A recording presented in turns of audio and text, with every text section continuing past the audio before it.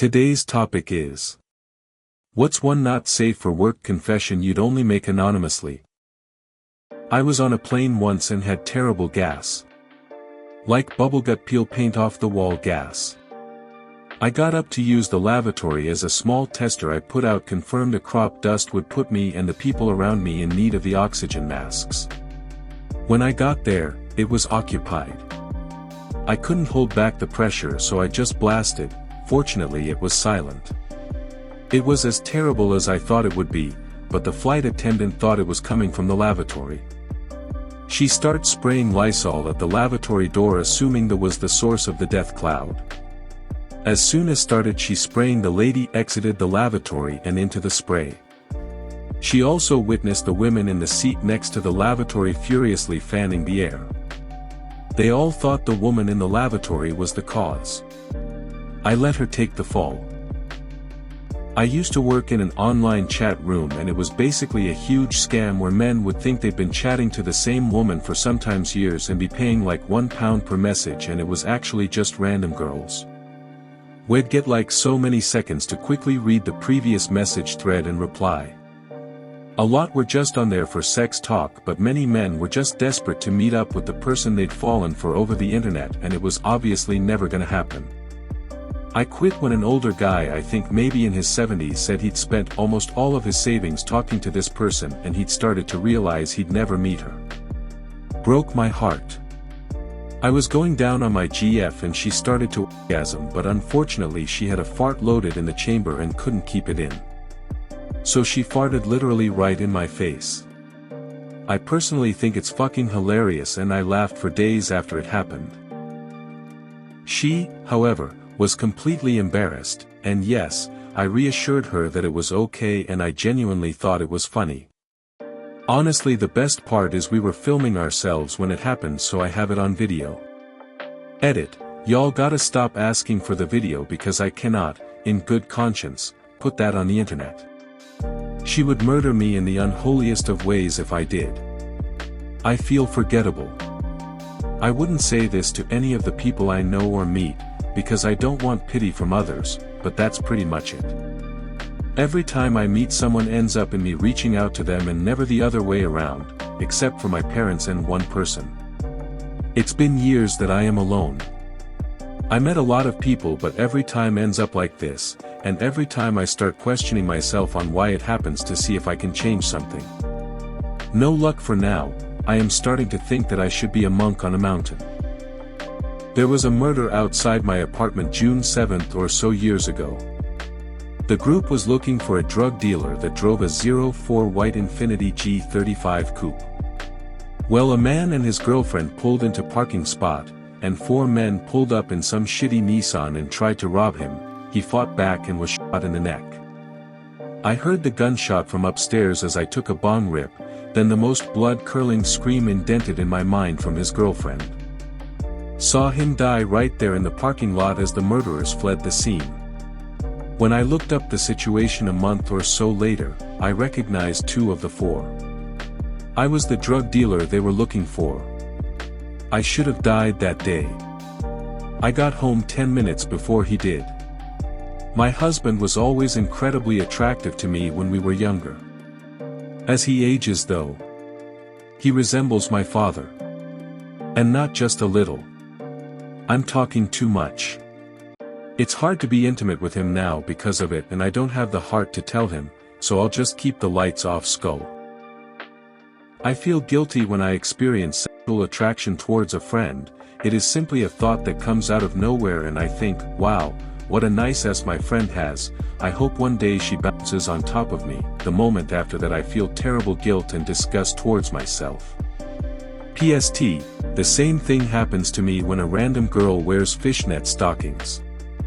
And I really don't want to make her uncomfortable, so I look away.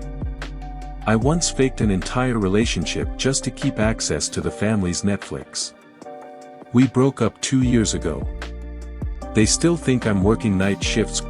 In 2020, I was in my last semester of respiratory school. I lived about 45 minutes from school and we had our final exam the next day. I was at my boyfriend's house and decided I had studied enough because I knew I'd pass the class. He makes us drinks and I don't remember anything after that. Woke up the next morning and knew I'd be late for the class. The building was locked on the outside because of pandemic restrictions, but we could still have the exam there. I texted the professor I'd be late and she said that was fine. Drive there dazed and confused as fuck, and the profs let me in and ask, "Did you have too much to drink last night?" And I was like, no comment. Took the exam and said goodbye to my classmates. I later got home and my BF told me that I got so drunk that I took off my shirt, dropped it on the floor, pissed on it, and then threw it into the clean laundry pile. Got an 87 on the exam. April, 2008. Easter Sunday. Been having a bad year so far. My ex took off and left me with a house that we just bought the previous year. I couldn't afford the house without working 2 jobs. Spring thaw came around and flooded the basement bad enough to render the house almost unlivable. I managed to hold things together the best I could. My life was in shambles. My unlivable house was in the process of foreclosing because insurance didn't cover the water infiltration, and I had to be at a family get-together for Easter. I woke up and bird bathed because I didn't have hot water. Water heater was underwater in the basement. It was cold. Furnace was underwater too. It was tough rolling out of bed. I put on my happy mask and went to the family function to get berated by my pretentious, spoiled cousins and my bitch aunt. Had a cup of coffee after brunch. Got the hell out of there and started my way home to the shithole house. Remembered that I didn't poop before I left the house. It was only about a half-hour drive, so I can make it.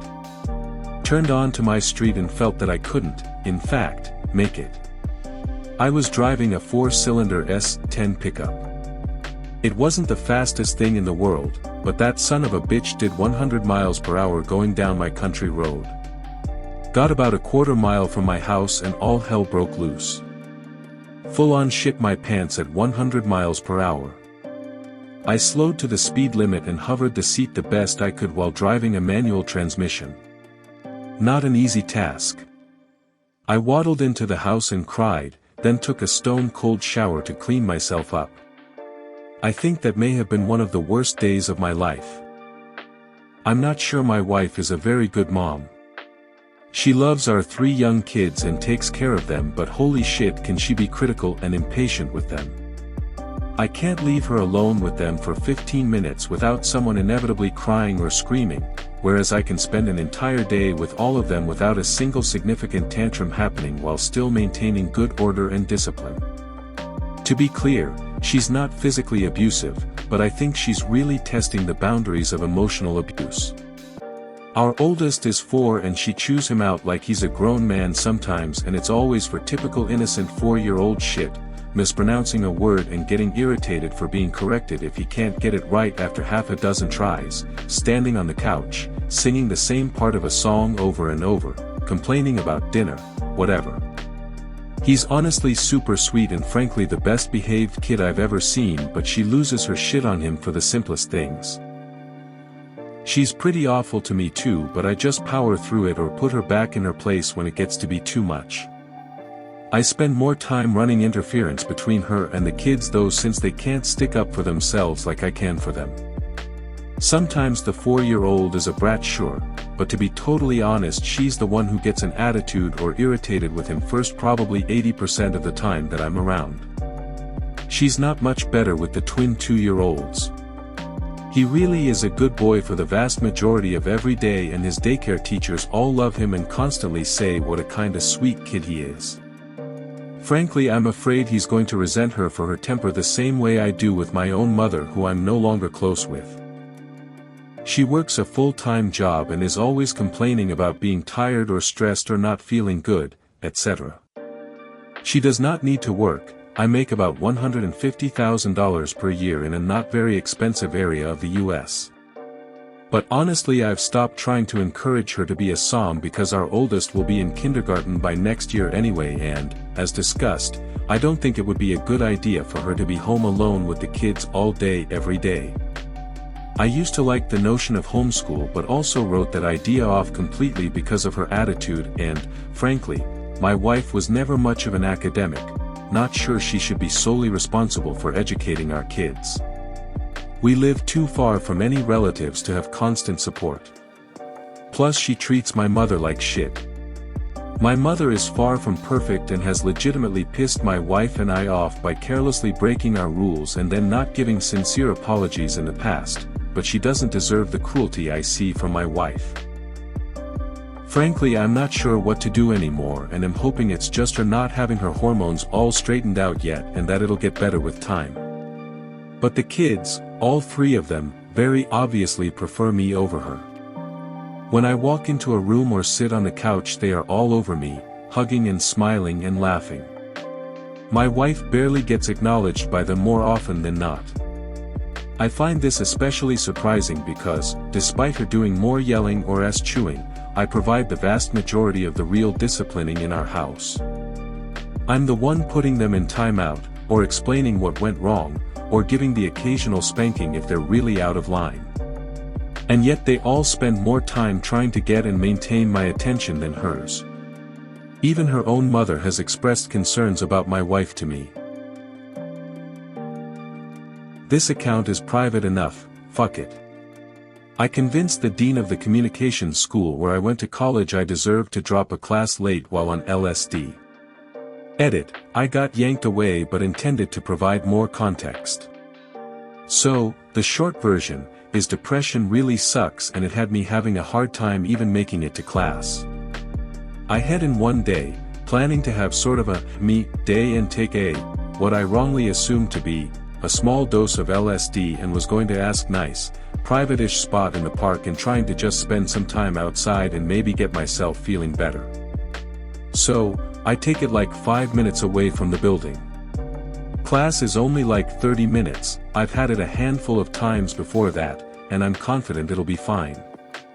Me in the hallway with the professor explaining to me there was nothing left to do except ask the dean, and I was at risk of getting thrown out of school so blowing it off wasn't an option. I'm on my way up to his office, and I realize I'm already high. Turns out the first dose I took from this same strip of paper was much weaker than the rest of it. Fortunately, I'm really depressed, was most of what he needed to hear and he didn't keep me super long. I really needed that time in the park afterwards.